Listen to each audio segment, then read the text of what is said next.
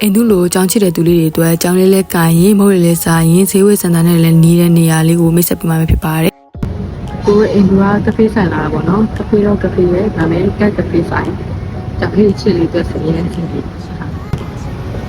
ဒီအဆုပ်ပဲဟောက်ဆွဲဆိုင်ပေါ့နော်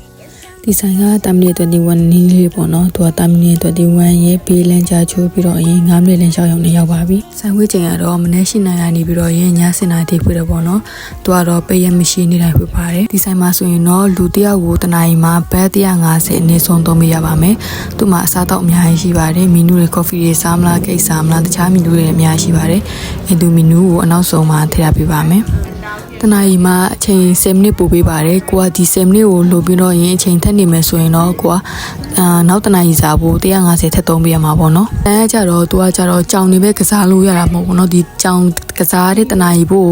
ဟိုဘတ်150မဟုတ်ပေါ့เนาะသူကကြတော့ဒီဆိုင်မှာရှိတဲ့မီနူတွေထဲကနေတနာရီကို150စားလို့ရတယ်ကြောင်ကကြတော့ကိုကြတဲ့ချိန်သွားခိုင်းပေါ့เนาะတော့ရင်ကျောင်းလေးတွဲကြတော့သူတိတက်ခံထားရပြီးတယ်လူတွေတွဲကြတော့တိတက်စားတဲ့နေရာပေါ့နော်ကိုကစားပြီးတဲ့ခါကျရင်ကျောင်းမသွားကန်ကိုင်းလိုကြိုက်လိုလုပ်လို့ရပါပေါ့နော်ဒါပေမဲ့ချိုးကျောင်းလေးကကြတော့ဒီလူတွေစားတဲ့နေရာမှာ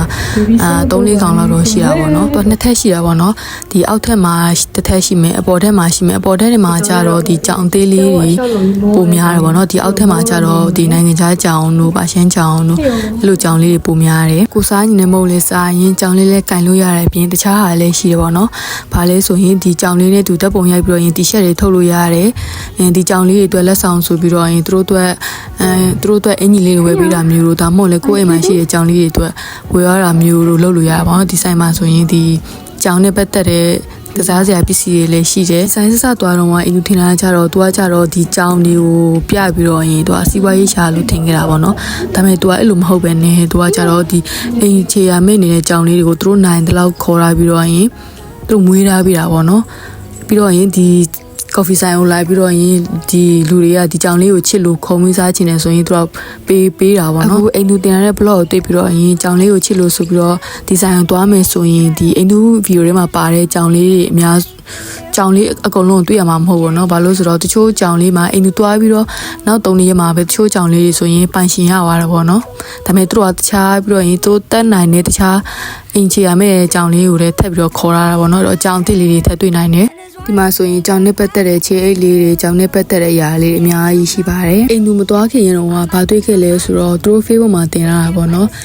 ဒီဆိုင်နေငှားတဲ့နေရာတွေကဈေးတွေများလာလို့သူကဒီကြောင်ကော်ဖီဆိုင်ကိုပိတ်မှလို့တွေ့ကြတာပေါ့နော်ဒီချိန်ပိတ်မယ်ဆိုတော့ဒီဇင်ဘာထဲမှာပိတ်မယ်လို့တော့ပြောတယ်အဲ့ဒီခါကျတော့သူတို့ဒီခုံဝဲတဲ့ကြောင်လေးတွေကိုတချို့တော့တော့သူတို့အိမ်ယူရမယ်တချို့တော့သူတို့ကကြောင်ကြီးဟာလေးပို့မှမလို့ရေးရတော့တွေးမိတယ်ပေါ့နော်တကယ်လို့ကိုကကြောင်ချစ်သူဖြစ်နေတဲ့ဒီဆိုင်သွားကျင်နေဆိုရင်ဒီဇင်ဘာမတိုင်ခင်သွားပြီပေါ့နော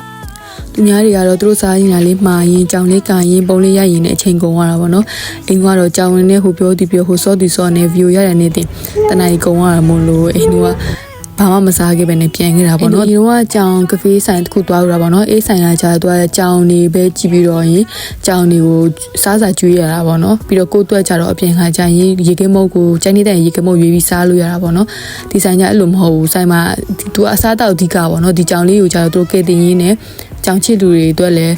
းလာလို့ရအောင်ကြောင်လေးလည်းပိုင်ရှင်ရအောင်လုပ်ပြတဲ့ဆိုင်ဆိုတော့စင်ပြေတာပေါ့နော်အောက်ထက်အကြောင်ကြီးကတော့သူအသက်တွေကြီးလာပြီဆိုတော့သူငြိမ်နေပေါ့နော်ဒီအပေါ်ထက်အကြောင်ပစ္စည်းလေးတွေကြတော့သူခုမှငယ်တုန်းရွယ်တုန်းဆိုတော့ဟိုပြေးတီးပြေးဟိုပြေးတီးပြေးနေပေါ့နော်ချစ်စရာကောင်းတဲ့ကုကီလေးတွေလည်း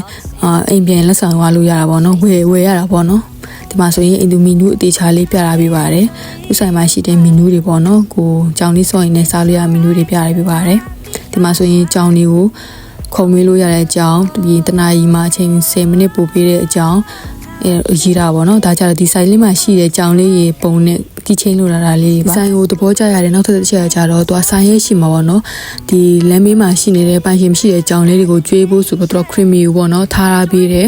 အဲ့တော့ကိုသွားတဲ့လမ်းမှာကြောင်လေးတွေတွေ့တယ်လို့ပိုင်ရှင်မဲ့ကြောင်လေးတွေတွေ့ရဆိုရင်ဒီခရမီတစ်ချောင်းတစ်ချောင်းယူသွားပြီးတော့ကျွေးလို့ရတာပေါ့နော်အဲ့ဒီကတော့အင်းတို့တော်လေးကြိုက်ပါတယ်တကယ်လို့ကိုနေတဲ့ကိုကကြောင်လေးမွေးလို့ရတယ်ကိုကလည်းကြောင်လေးတကယ်မွေးချင်တယ်တကယ်ချစ်တယ်ဆိုရင်ဒီဆိုင်လေးကိုတွားပြီးတော့ရင်ခုံမွေးလို့ရတာပေါ့နော်ဒီကောင်ကကြတော့အိမ်နဲ့မတည့်တဲ့အင်းတို့ခုတ်တဲ့ကြောင်လေးပါရုပ်ကချောပါတယ်စိတ်ကတော့အရင်ပုတ်ပါတယ်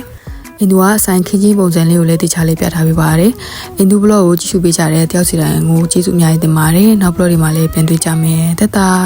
ချောင်ဆိုင်လေးတွေတွားဖို့မိနေနော်